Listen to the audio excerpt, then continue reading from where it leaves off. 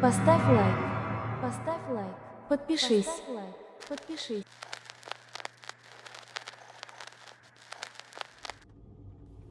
Я больше не отмечаю день рождения. Когда ты становишься взрослым, ты вообще стараешься забывать о его существовании. Ну, в самом деле, кому нужно лишнее напоминание о том, что ты все ближе к тому, что ты станешь ископаемым? Мне всегда казалось достаточно ненормальным отмечать ужасающее приближение собственной смерти.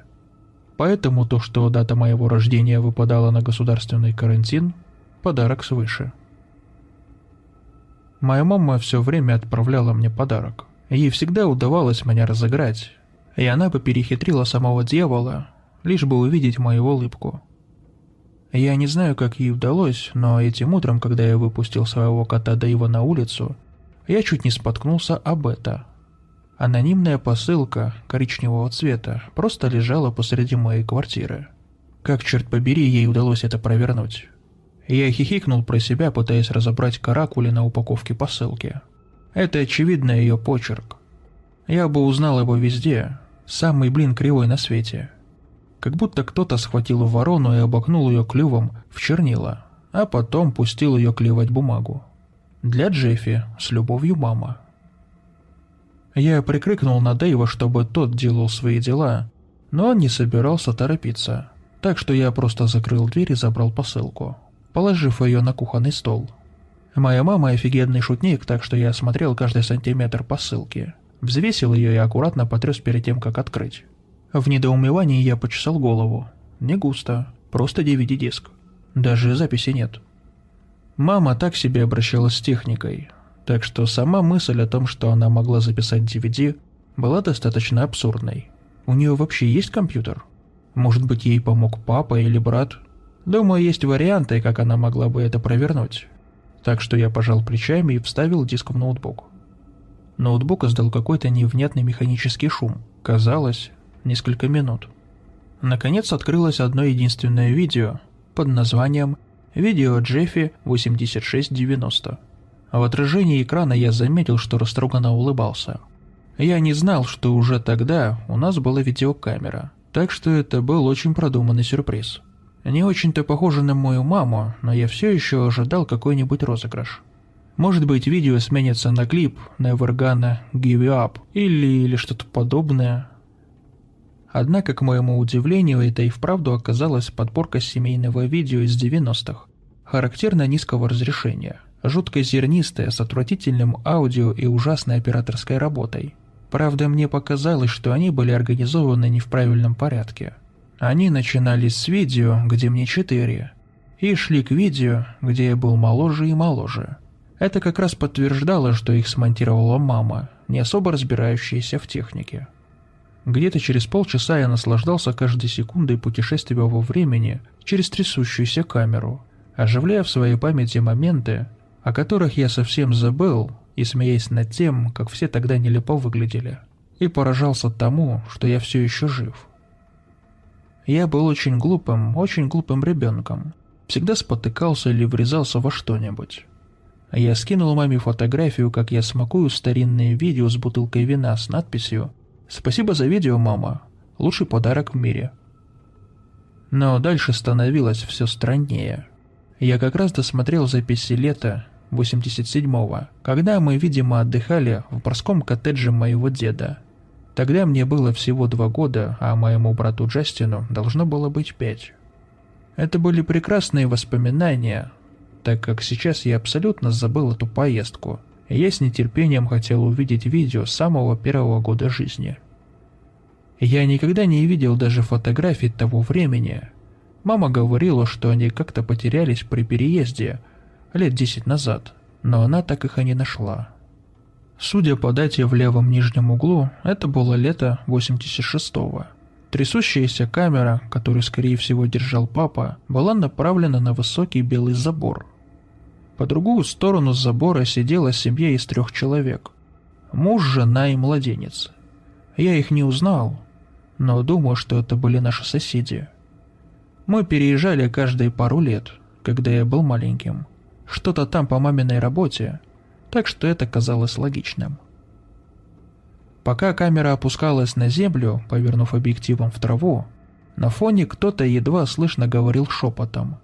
Я переигрывал эту часть несколько раз, но так и не разобрал, что там говорили. Только отдельные слова. «Мы, шевелись, уедем, быстрее». Потом камеру снова подняли, и в кадре появился дом за забором. Вся семья была у крыльца дома. Младенец на руках, вероятно, у матери, а возможно и отец поливал цветы. Дальше в кадре появилось жизнерадостное лицо моей мамы. На ней была ярко-красная панамка, очень дурацкая, и я снова хихикнул. «Давайте сделаем это», — сказала она, широко улыбаясь. По моей спине пробежала дрожь. Сами по себе эти слова ничего не значат. Так можно сказать про что угодно. «Давай сделаем это», «Давай сходим за мороженым», «Давай сделаем это», «Давай съездим на пляж». Невинные вещи, повседневные.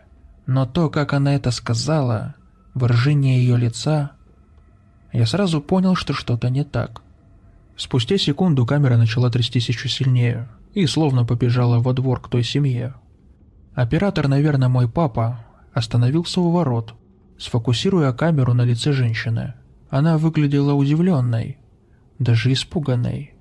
Она крепко держала младенца и пятилась ко входу. Потом в кадре появилась моя мама, и я понял, почему женщина была такой испуганной.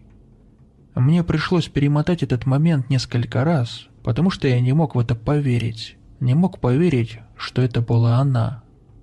У нее в руках был нож, огромный мясницкий нож. Она повернулась и улыбнулась в камеру, игриво помахивая лезвием прямо перед тем, как внезапно бросилась на женщину, в то же время, как ее ужасающие крики пронзили мою кухню. Я чуть не упал со стула, пока смотрел на разворачивающуюся перед моими глазами резню. Моя мама резко ударила женщину ножом в ногу, так что та упала на крыльцо, выронив младенца, который покатился по траве, заливаясь истерическим плачем.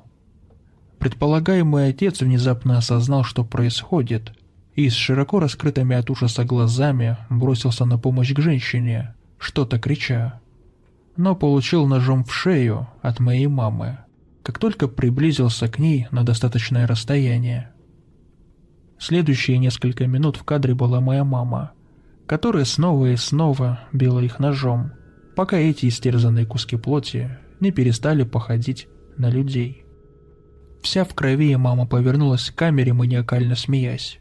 Она заметила плачущего на траве ребенка, торопливо протерла нож о внутреннюю сторону платья перед тем, как положила его на порог, и нежно подняла младенца, обнимая его и пачкая в крови. «Мы назовем тебя Джеффи», — сказала она и поцеловала его, точнее меня, в щеку перед тем, как помахала в камеру. Я захлопнул ноутбук и попятился от экрана, тяжело дыша. «Нет, не может быть. Это же шутка, так? Ведь так? Какой-то очень проработанный пранк. Сейчас ведь можно так сделать. Ну, подделать что-то подобное. Так ведь? Качественный монтаж, все дела». Мой телефон завибрировал. Сообщение от мамы. Я прочитал его и еще раз. Потом схватил ноутбук и сбежал оттуда. «Я ничего не отправляла. Сейчас приедет папа и разберется. Оставайся там, Джеффи. Все будет хорошо. Не беспокойся. Мы скоро будем». Извините, что перестал держать вас в курсе, но последние несколько дней были просто безумными. Честно говоря, написать что-то сюда было не самым важным делом, учитывая текущую ситуацию. Я постараюсь как можно более точно описать события, которые последовали за полным уничтожением моей жизни в том виде, в котором я ее знал. Но у меня особо нет времени, так что буду краток. После того, как я получил сообщение от мамы, у меня не оставалось времени на раздумья. Я даже не знал, что и думать, однако точно знал, что надо убираться, пока не приехал папа. Так что в полной панике я схватил ноутбук и своего кота Дэйва, который прилежно слонялся прямо у входа двери, и побежал по пустым улицам, истерически всхлипывая. Я понятия не имел, куда именно бегу и что собираюсь делать. Думаю, я просто решил, что бежать – лучший вариант, учитывая все обстоятельства. Я пробежал почти половину квартала, когда включил более рациональную часть своего разума. Почему я бегу? Разве не надо показать это видео кому-нибудь? Полиции? Брату? Я остановился и взвесил все варианты. Насколько я был уверен, что это не просто дурацкая шутка. Могло ли это быть шуткой? Кто в своем уме мог подумать, что это хотя бы будет чуть-чуть весело? Нет, это была самая настоящая правда. Нельзя этого отрицать. Я аккуратно опустил Дэйва на землю, доставая телефон из кармана и набирая 911 трясущимися руками. 911, что у вас произошло? Мне ответила девушка-оператор. Даже не... Мне нужна помощь, произнес я, бессвязно запинаясь. Моя мама, она как бы не моя мама, но она как бы убила моих родителей, когда я был младенцем, и сейчас она послала за мной моего отца, который не мой отец, и я не знаю, что делать. Сэр, я вас не понимаю. Где вы находитесь? Так, у меня есть диск, но этот диск, продолжил я, помахав ноутбуком, как будто она могла как-то его увидеть. Ну и на нем есть все. Типа убийство и мама, и все это. Наступила долгая пауза. Будто диспетчер думала, повесить ли трубку. И сейчас я понимаю, почему так произошло. Ведь мой бубнёж, наверное, звучал как слова абсолютного безумца. Я ходил кругами, нервно покачивая головой, а по моему лицу катились слезы. А я смотрел на достаточно необычное садовое украшение в форме крысы, когда краем глаза увидел какое-то движение. Всего лишь спустя мгновение я уже снова бежал. В одной руке Дэйв, а в другой ноутбук, телефон опасно лежал между щекой и плечом. Машина моего отца. «Поторопитесь!» – прокричал я в трубку. «Он тут!» Каким-то образом я умудрился на бегу засунуть телефон в карман, почти жонглируя ноутбуком и Дэйвом. Я слышал, что сзади ко мне приближается машина. Машина моего отца. Скорее всего. Охваченный паникой, я решил подбежать к первому попавшемуся дому и постучать в дверь локтем. За задернутыми занавесками я заметил движение. Потом кто-то с любопытством взглянул на меня из-за них и снова исчез. Но, конечно, никто меня не впустит. Взрослый мужик в пижаме с ноутбуком и жирным котом по имени Дэйв. Но я надеялся, что они вызовут полицию из-за меня. «Джеффи?» – раздался голос моего отца. «Сынок, пожалуйста, садись в машину. Ты все не так понял». Он припарковался на обочине и стоял, оперевшись на открытую дверцу машины, будто мы болтали о фондовом рынке или о чем-то подобном. Он неловко улыбался и выглядел искренне расстроенным. «Ну нет, ни за что», — сказал я, лихорадочно пытаясь найти путь отступления, при котором мне не надо было бы использовать руки. «Я посмотрел эти видео, младенец, мама, все такое». Папа только посмеялся, театрально похлопав по крышке машины. «А это, Джеффи», — сказал он. «Да это ж просто шутка. Неужели ты не понял? Очередной глупый розыгрыш от твоей мамы. Ну, хотя я думаю, в этот раз она немного перегнула палку. Это странно, но я вроде бы как бы ему поверил. Конечно, сейчас это кажется чертовски тупо, но вы не были на моем месте. Вы не знаете, что я чувствовал. И вы не знаете их так, как я. Они были такими, обычными, скучная пожилая пара, ничего особенного. Они были нормальными, невероятно нормальными. А 5-минутное видео не может зараз разрушить десятилетия их воспитания. Ну да, в смысле ладно, сказал я, стыдливо опустив голову. И я правда чувствовал себя виноватым. Мне было стыдно, что я повел себя как дурак. Стыдно, что я обвинил родителей в чем-то настолько ужасном. Насколько глубоко это во мне сидело, настолько легко им было контролировать меня. «Вот и молодец», — сказал мой папа, похлопав меня по спине, пока я забирался на заднее сиденье. Дэйв уже устал от беготни туда-сюда, и он довольно-таки сильно меня исцарапал, пока я бежал в панике, так что я постарался его успокоить. «Куда мы едем?» – спросил я, бессмысленно уставившись в окно. Мы выезжали за пределы города, и я не мог понять, зачем. Я услышал мягкий смешок, достаточно невинный, но почему-то мне это очень не понравилось. «Я подумал, что пара дней на природе в старом домике сотворит чудо», – сказал он. «Поставить тебя на ноги, но знаешь, мы не сможем двигаться дальше, пока не оставим черта в его табакерке». Это прозвучало так странно. Оставить черта в его табакерке. И я не мог избавиться от ощущения, что я где-то это слышал. Я сглотнул, когда знакомое нагромождение бетонных пейзажей резко сменилось на зловещие кущи темных лесов. «Как маме это удалось?» – поинтересовался я. «Как она сделала видео?» Я смотрел на шею папы, когда он говорил, и заметил, как он едва заметно дернулся, Стоило мне задать такой невинный вопрос. «Ну, ты знаешь», — он пожал плечами, — «компьютерные программы, все дела». «Да, но какая? Выглядит очень достоверно». «Твой брат помог ей», — он засмеялся. «Ага, они весь прошлый выходной сидели. Сложная задачка». «Джастин был тут на выходных? Во время карантина?» — спросил я, аккуратно опуская Дэйва на пол рядом со мной. «Он 2 часа добирался до суда ради этого?» Папа ответил не сразу, взглянув на меня в зеркало заднего вида. Я увидел, как сложно ему продолжать поддерживать эту легенду, сшитую белыми нитками. «Да ну, мы это придумали несколько месяцев назад. И не могли же мы отменять это все из-за какого-то вируса?» «Ну, звучит логично», — соврал я.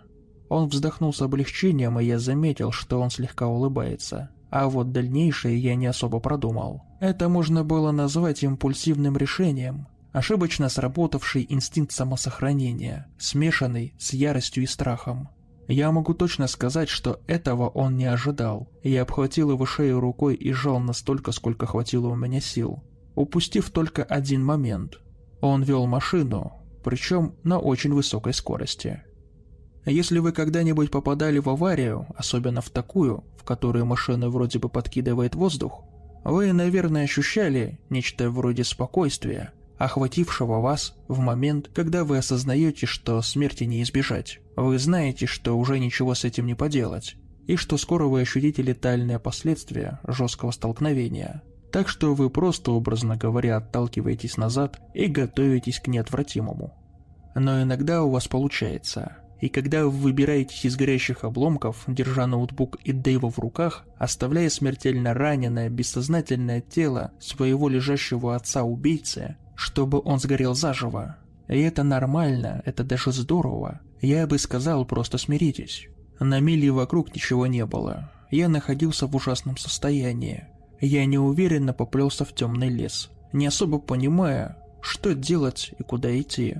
Я просто знал, что надо убраться подальше от машины, подальше от огня, от всего. Не знаю, сколько я бродил в ступоре, но когда я нашел старую хижину, было уже темно. Она была никакой, просто какой-то старой, но этого было достаточно. Мне удалось разбить окно и залезть внутрь, и наконец-то позволить бедному толстяку Дэйву одиноко слоняться, пока я не нашел старый потрепанный диван и не свалился на него лицом вниз, абсолютно без сил. Несколько минут спустя завибрировал мой телефон. Звонила мама. Я почувствовал, как мое сердце бьется, словно пытается выскочить из груди, глядя на пульсирующий экран зловещего зеленого цвета. Я хотел просто проигнорировать звонок, проигнорировать ее, но я знал, что не мог так поступить, что мне придется разбираться с ней. «Эй, привет». «Привет», — ответил я. «Что ты хочешь?» «Джеффи, — жизнерадостно сказала мама. я так рада, что ты взял трубку. Я уже несколько часов пытаюсь дозвониться до папы, но он не отвечает. Ты случайно не знаешь, где он?» «Он вроде умер», — сказал я. «Я надеюсь, в ДТП. Ну, авария». За этим последовала пауза, и я мог слышать по телефону ее тяжелое напряжное дыхание. «Похоже на него, правда?» — прохладно сказала она. «Уснул за рулем, не иначе. Он был таким старым дураком, да?» Ее голос звучал спокойно, будто она говорила с соседями о погоде или что-то в этом роде. Никаких эмоций, никаких чувств, только ровный, нечеловеческий и безжизненный голос. Я наконец-то начал понимать, насколько безумна и опасна она была на самом деле. «Да тебе конец!» – внезапно заорал я. «Это совсем не похоже на меня, материться. Ну, знаете, я обычно не использую мат. У меня есть доказательства, мам», – прорычал я. «И тебе не удастся избежать наказания». «Посмотрим, Джеффи», – спокойно ответила она. «ты же знаешь, я тебя найду. Где бы ты ни был, что бы ты ни делал, мамочка придет к тебе». Сказав это, она повесила трубку, прекрасно понимая, в каком состоянии я находился. Если раньше меня не беспокоила паранойя, то сейчас уже точно начала. Могла ли она найти меня? Определенно да. Я был в нескольких милях от аварии. Возможно, я прятался в единственном здании в районе пешей доступности. А она не была глупой. Какой угодно, но не глупой. Телефон снова завибрировал. Сообщение от мамы. Дрожащими пальцами я его открыл, но как только я увидел его содержимое, сразу выронил его на пол. Это была фотография. Девушка с ребенком, которые сидели на диване у мамы. Я сразу ее узнал. Это была их соседка, Дженна. Одинокая мама, довольно-таки милая. Я был влюблен в нее несколько лет, но никогда не подавал вида. Не знал как, но вы понимаете. Фотография была подписана одной фразой, и от этой фразы меня бросило в дрожь. Если ты бросишь меня, Джеффи, мне придется тебя заменить кем-нибудь новеньким. Люблю, мама. Как выглядит здравый рассудок, который захлестывает волны неудержимого безумия? Невинные видеозаписи обернулись кадрами бойни. Нормальные, любящие родители лживыми маньяками-убийцами. Все мои устои пошатнулись, а мое хрупкое сознание теперь словно падало в бездну неизвестности. Да, я обычно ударяюсь в философию, когда нервничаю. Имея в виду, что в нормальных обстоятельствах меня успокаивает абстрактное рассуждение, но пока я сидел в той мрачной хижине, покачивая Дэйва как младенца, зловещие слова мамы снова и снова звучали у меня в голове, и размышления о фатализме не шибко помогали. В этой ситуации надо было действовать быстро. Быстро, решительно и продуманно. Не мой конек. Так что я сделал то, что, наверное, сделал бы каждый на моем месте. Позвонил своему старшему брату. Он точно знал, как поступить. Во многом он был полной моей противоположностью. Харизматичный, спортивный, общительный, веселый. Он мог рассмешить вдову в день похорон ее мужа и без проблем выбирался из любых неприятностей. Неважно, маленьких или нет. Просто уговорив кого угодно, он точно смог бы мне помочь, как уже случалось миллионы раз. Избавлю вас от скучных подробностей нашего разговора. Вкратце, в нем присутствовала куча я пытался связно изложить историю, несколько раз начиная сначала, а Джастин терпеливо выслушал меня до самого конца. «Но это все, что я знаю, — устало промямлил я. «Знаю, в это сложно поверить, но, Джастин, клянусь, это чистая правда». Последовало долгое неловкое молчание. «Я тебе верю, Джефф. Не знаю почему, но верю». Я почувствовал огромное облегчение, словно камень свалился с души. Напряжение, которое нарастало в моей груди, наконец-то постепенно пошло на спад. И я думаю, что я даже улыбнулся или подумал об улыбке. Почему-то я часто так делаю, только думаю о чем-то вместо того, чтобы сделать это. Как будто подумать достаточно. «Так, и что теперь?» — спросил я. «Просто расслабься, Джеффи», — сказал он. «Я свяжусь с полицией и все им объясню. А ты отдохни, не дергайся. Как будут новости, перезвоню». Я осмотрел мрачную темную хижину. Тут не было ничего, кроме дивана, на котором я сидел, стола, пара развалившихся шкафов и чугунной плиты. «Ладно», — ответил я, — «так и сделаем». «Эй, Джастин, пожалуйста, поторопись, хорошо? Ты знаешь, я не умею ждать». «Конечно, Джеффи, конечно», — одобрительно сказал он перед тем, как повесить трубку. Некоторое время я просидел в темноте, пялись ни в чем не примечательные деревянные стены и пытаясь сложить воедино все, что произошло, но у меня не получилось. Все казалось бессмысленным, и мне пришлось нелегко, пока я пытался осознать, сможет ли моя жизнь снова обрести смысл. Казалось, вся моя жизнь — это не более чем иллюзия, тщательно проработанный фокус. А я всего лишь маленький белый кролик, который все это время сидел в шляпе, прячась от ужасающей реальности. Думаю, что я в какой-то момент уснул. Просто отключился от усталости.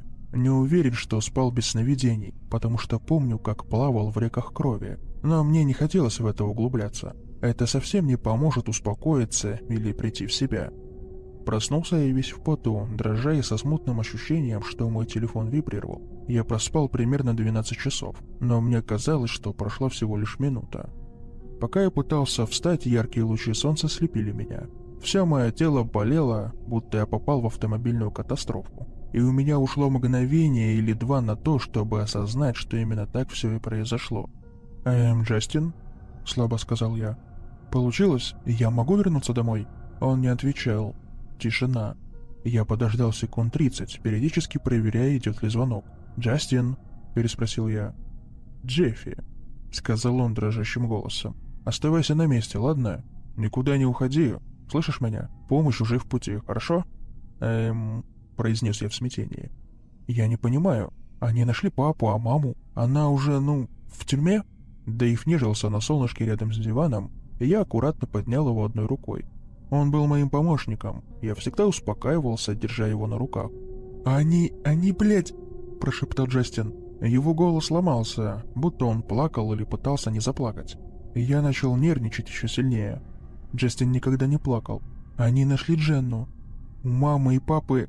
Она мертва! Джеффи, зарезана, убита! Там везде кровь! Адский беспорядок, блядь!» «А мама?» – спросил я. «Они нашли ее?» «Ее нет, она исчезла», – Джастин тяжело вздохнул. «Но это еще не все, Джеффи. Ребенок Дженны, блядь, его нет, его нигде нет». Пробормотал я. «Но это нехорошо, нет?» «Нет, Джеффи, это совсем нехорошо», — сказал он с некоторым раздражением. «Но послушай, копы хотят с тобой поговорить, это важно. Джеффи, просто оставайся на месте, никуда не уходи. Джеффи, если ты сбежишь, это будет выглядеть подозрительно». «Ну, ладно», — сказал я. «Но почему? Почему я просто не могу вернуться домой? Я же ничего не сделал. Я могу показать им видео, доказательство, что это все мама». «Оставайся на месте. Ты слышишь меня?» — строго сказал он. «Просто сиди там. Я сказал им, где ты, Джеффи. Они тебя заберут. Ничего не делай». Наверное, ладно». Я огладил Дэйва, пытаясь понять, что происходит. «В таком случае я, наверное, просто посижу тут с Дэйвом». «Да, конечно, Дэйв», — вздохнул он. «Оставайся на месте с Дэйвом, хорошо? Я им все скажу, ладно?» «Ладно, спасибо, Джастин», — сказал я. «До скорого». Он повесил трубку, оставляя меня наедине с моей всепоглощающей нервозностью. Я знал, что могу ему верить, но чувствовал, что он врет. Он уже делал так раньше, умалчивал кое-какие детали, чтобы я успокоился и слушался его, пока он разбирается с моими проблемами. Он не хотел, чтобы я волновался, нервничал или психовал. Но в этот раз все было не так. В этот раз я не был уверен в том, что он поверил мне, или еще хуже, что он мне доверял. Я не мог знать точно, что ему сказали в полиции, или что он сказал им, так что я, будучи на нервах, поступил с точностью да наоборот. Я быстро покинул убежище, схватил Дэйва и ноутбук и побежал в лес, не имея ни малейшего представления, где нахожусь. Добавьте к этому тот факт, что мое чувство направления можно назвать как минимум ужасающим, и вы получите невменяемого Джеффи, который растерянно бредет навстречу катастрофе. На самом деле это было своего рода чудо, что я не умудрился и не навернулся где-нибудь в лесу и не свалился без сознания. Я не осознавал масштабы кровопотери, пока не увидел свою пижаму при дневном свете. Весь в крови, от макушки до пяток. Какое-то грязное чудовище, бредущее по лесу. Ведь в человеческом теле несколько галлонов крови. Уверен, что кто-нибудь из вас знает точную цифру. Я не знал. Блуждая по лесу, я успел заглянуть в самые отдаленные уголки моей памяти, вспоминая вещи, о существовании которых не знал раньше. Воспоминания о моем детстве казались такими неполными. Я не мог вспомнить ничего до 6-летнего возраста, и даже после этого только разорванные отрывки, короткие вспышки и фрагменты. Разве это не странно? Тем не менее, Дэйву, похоже, нравилось меня подбадривать. И в компании моего кошачьего ангела-хранителя я как-то умудрился не сбавить темп. Не хотелось, чтобы мою достаточно зловещую и заляпанную кровью фигуру заметили, по крайней мере, если это можно было избежать. Так что через несколько часов, наконец, выйдя на дорогу, я стал держаться деревьев на обочине. К счастью, было достаточно поздно, и улицы города были почти пустыми. Так что я добрался до дома, незамеченным никем, кроме местного бродяги Ларса. Он наверняка видел вещи страннее, так что не обратил внимания на кровь и равнодушно кивнул, когда я споткнулся недалеко от него. Открыв дверь, я вздохнул с облегчением. Душ, чистая одежда, еда, сон, повседневные вещи, которые мы принимаем как данность, становятся такими прекрасными, если лишить этого нас хотя бы на сутки. Я опустил Дэйва на землю, благодаря его за то, что он терпит меня, спрятал ноутбук и направился в душ. Стоило чуть переступить порог в ванной, как этот запах резко ударил мне прямо в нос. Закашлявшись, я упал на пол, чуть не выплюнув половину легких.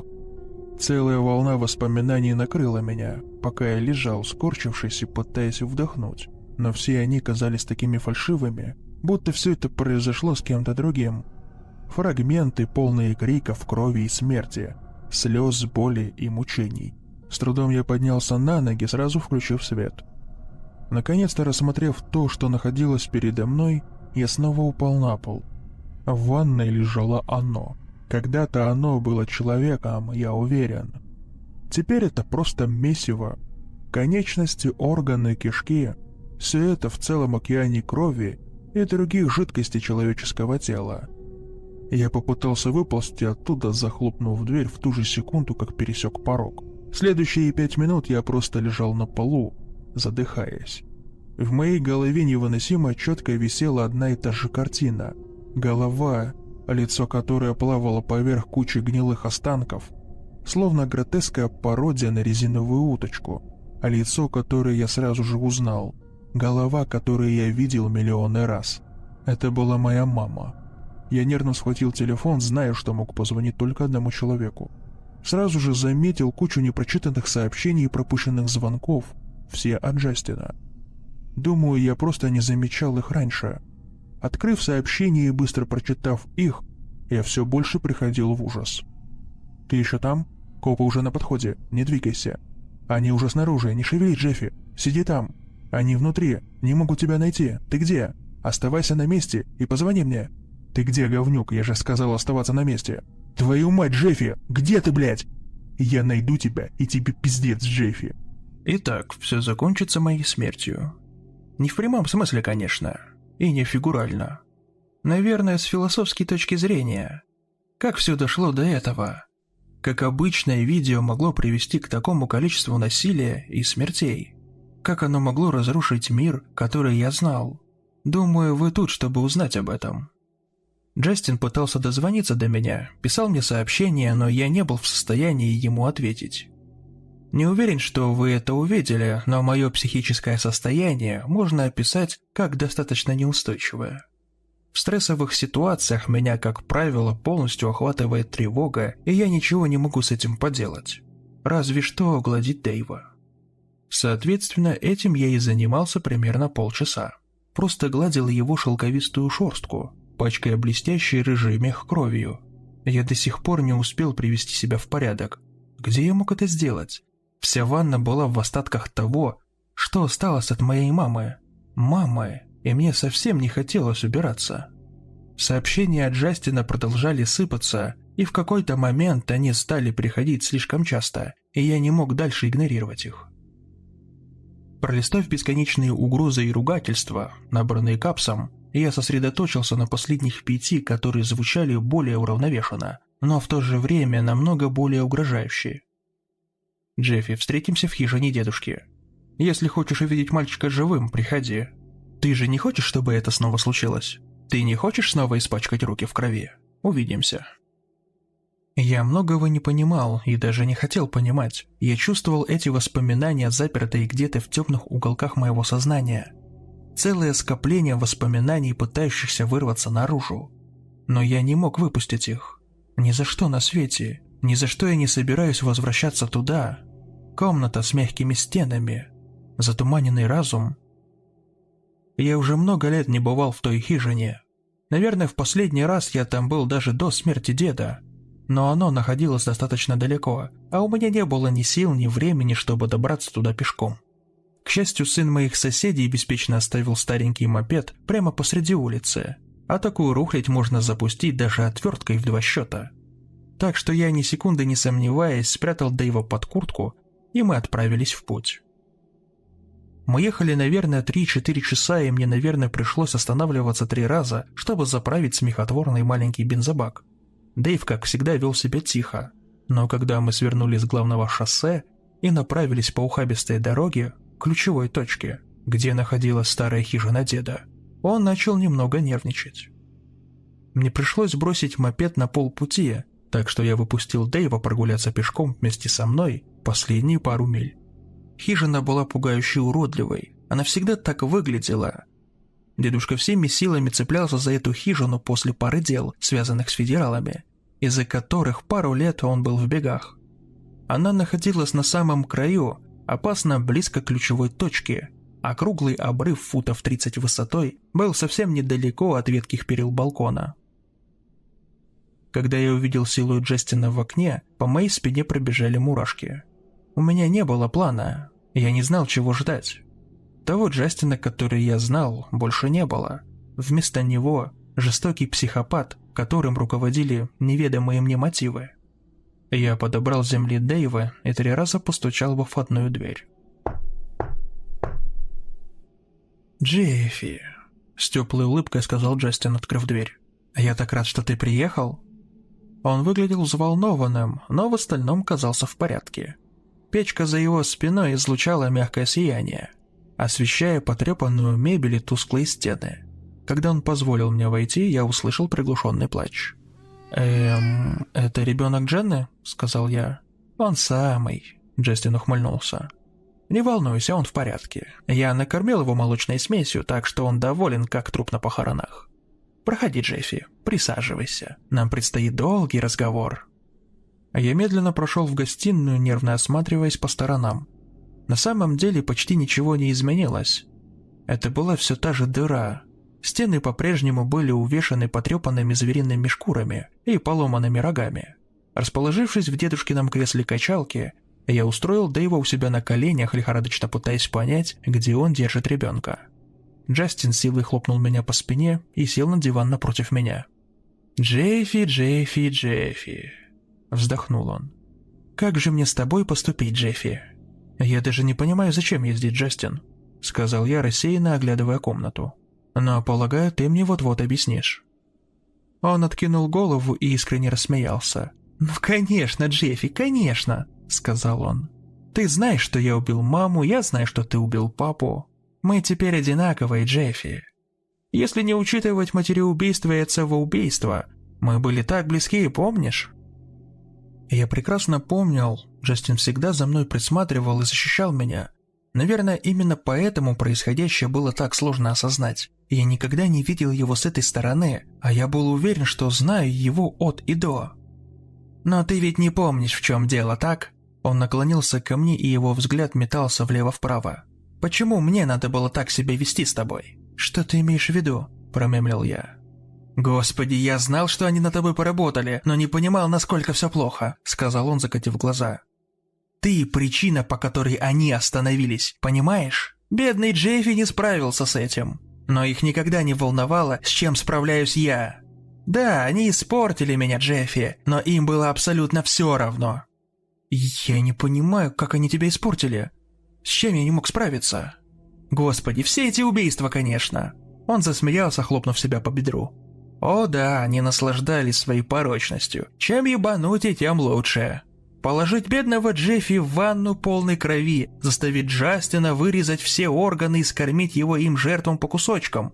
Ну что за семейка, а? Неудивительно, что ты в итоге не выдержал». На меня нахлынули воспоминания.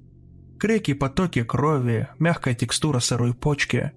Нож в моей руке, старое уродливое ужасное лицо. Дедушка был худшим из всех.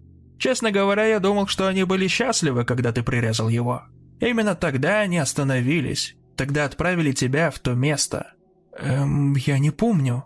Ну, конечно, ты не помнишь, сказал он холодным голосом. Месяцами они не могли сделать так, чтобы ты снова заговорил. А когда ты начал, то ничего не помнил. Просто бубнил одно и то же имя снова и снова. Дэйв, Дэйв, Дэйв.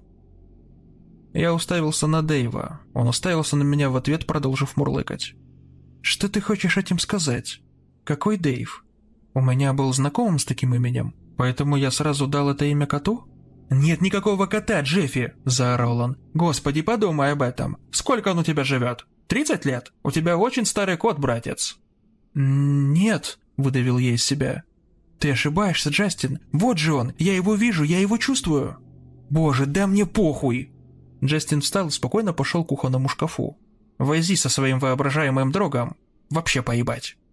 «На самом деле, так даже будет лучше всех убедить в этом». Он открыл один из шкафчиков, который был выше остальных, и приглушенный плач резко стал громче. «Видишь ли, я хочу собственную семью», — сказал он, аккуратно вытащив младенца. Но мне нужен черт в табакерке». «Что ты имеешь в виду?» — сказал я. Я не понимаю». «Да все ты понимаешь. Это была дедушкина присказка. Мы не можем двигаться дальше, пока не оставим черта в его табакерке. Вычурный способ сказать, что всегда нужен козел отпущения. Сам подумай, как им удавалось избежать наказания за все эти убийства, а? Был только один выход. Они всегда подставляли какого-то болвана». «И я... твой черт?» «Послушай, я не хотел, чтобы все так закончилось. Я всего лишь хотел, чтобы ты умер, Джеффи. Вот и все. Поэтому я подменил момент подарок на твой день рождения этими видеозаписями. Я был абсолютно уверен, что после этого они тебя убьют». Он медленно покачал младенца, напевая приятную мелодию. «Но вот в чем фишка, Джеффи. Они не хотели тебя ранить, как минимум поначалу. Мама просто хотела, чтобы папа привез тебя сюда, чтобы ты оказался в безопасности и успокоился. Так что, я разозлился, убил ее нахер». «Почему ты хотел, чтобы я умер? Что я тебе сделал?» Пока я это говорил, у меня на глазах наворачивались слезы. Я не могу поверить в то, что он сказал. Честно, я думал, что нахожусь на самом дне кроличьей норы. Но, очевидно, есть еще куда падать. «Ничего личного, приятель», — он улыбнулся. «Просто хотел, чтобы им было больно. Они ведь правда тебя любили, Джеффи. Хоть убей, не могу понять почему, но это так. Меня? Не особо. Думаю, я слишком сильно напоминал им дедушку или, возможно, их самих, а вот ребенок Дженны заставил меня передумать. Когда мама привела ее домой, чтобы она попробовала убедить тебя вернуться, я сразу понял, чего хотел все эти годы. Кого-то, кого буду любить, кого-то, кто будет любить меня в ответ без всяких условий. Кого можно воспитать, кого можно сделать подобием себя, только лучше и способнее». Я запустил пальцы в мягкий мех Дэйва. Мне нужно было его успокаивающее присутствие. Дэйв всегда был рядом, всегда поддерживал меня, помогал мне оставаться на плаву. «Что теперь?» – спросил я, глядя на открытое окно прямо за диваном. «Ты все знаешь», – сказал он, уложив ребенка обратно в шкаф и прикрыв дверцу. «Ты все еще должен умереть, Джеффи. Просто надо сделать так, чтобы это выглядело как самоубийство. Вот и все, что мне нужно от моего черта». Он взял нож с кухонного стола и сделал шаг в мою сторону. У него было такое знакомое выражение лица, которое я уже видел раньше. Я помнил только один раз, но, возможно, это случилось не единожды. Выражение, полное ненависти и готовности убивать. Именно так выглядела моя мама, когда она убивала тех несчастных на видео. «Дай мне запястье, Джеффи», – прорычал он. «Не надо делать это больнее, чем нужно». Я встал с кресла качалки, медленно пятясь с Дэйвом в руках. Я знал, что у меня только одна попытка, так что я должен был выбрать подходящее место. Когда Джастин поравнялся с креслом-качалкой, спиной к дивану, я сделал свой ход. Бросив Дэйва на землю, я указал на Джастина. «Взять его, Дэйв!» – завопил я. «Вали его нахер!» Мы синхронно бросились на Джастина, и когда он ударил меня ножом в плечо, я уклонился в стену, выбивая нож из его руки. Конечно, это было больно, но бывало и хуже. Продолжив свое движение, я ударил его локтем в пах и с восхищением смотрел, как Дэйв раздирает его лицо. Я вам скажу, у этого кота отработаны боевые приемчики. Джастин неловко пятился, и когда он неловко ушибся от диван, я атаковал его всеми силами, которые у меня оставались, толкнув его в открытое окно. Звенело стекло, всюду были кровь и раздавались ужасные крики, а Джастин и Дэйв скатились по балкону, проскользнув под ветхими перилами к пропасти в 30 футов, и рухнули на острые камни внизу. Я повалился на пол, хватая ртом воздух. Я бы потерял сознание в тот же момент, если бы не услышал приглушенный плач из шкафа. С трудом я поднялся на ноги и, спотыкаясь, побрел в ту сторону, аккуратно достав ребенка. Он ощущался как Дэйв, такого же веса, только другой на ощупь. А я снова присел на диван, теряясь в голубеньких глазах. Может быть, я тоже хочу свою семью? Может, Джастин будет моим чертом в табакерке? Нет, я не был таким, как они. Я не был как дедушка, как мама, как папа или даже Джастин. Так что я позвонил в полицию, в этот раз сумев найти подходящие слова и в деталях описать все от начала до конца. От этих видеозаписей до того, что осталось от Джастина. Я чувствовал себя хорошо, я ощущал свободу, Наверное, вместе с ней и грусть. Может, даже потерю. Бедный, бедный Дэйв. Так что, как видите, все закончилось с моей смертью. Не в философском смысле тоже. Ментальном, я полагаю. Личностной. Новый я. Полиция в итоге мне поверила, хоть у них и ушло несколько дней на долгое и напряжное расследование, чтобы расставить все на свои места. Множество деталей вышли на свет. События из моего детства, которые я не мог вспомнить. Тем не менее, они упомянули одну вещь. Кое-что, что может немного утешить. На второй день расследования главный детектив расспрашивал меня по поводу Джастина, нашей борьбы и его останков. «Есть некоторые раны, которые мы не можем объяснить», — сказал он. «Мы обнаружили их на лице подозреваемого. Выглядит так, словно его кто-то или что-то исцарапало, хорошенько так потрепало». «Но, разумеется, это выглядело так», — подумал я, с любовью поглаживая мягкую шерстку Дэйва. «Но, разумеется, это выглядело так».